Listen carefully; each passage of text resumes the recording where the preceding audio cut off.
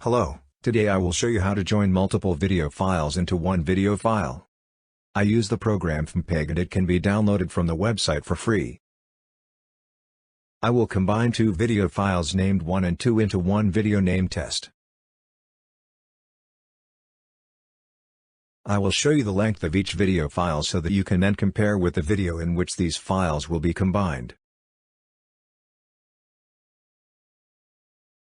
It is necessary to create a text file in which you will specify the full path of the video files.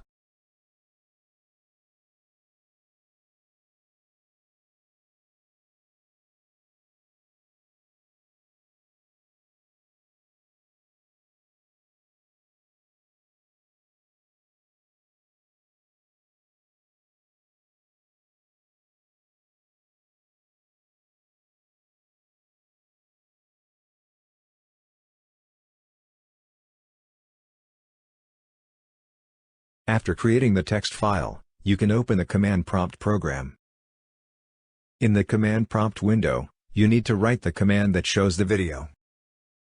Milelist.txt is a file that contains the paths of the video files that will be merged. Tits.mp4 is the video result file.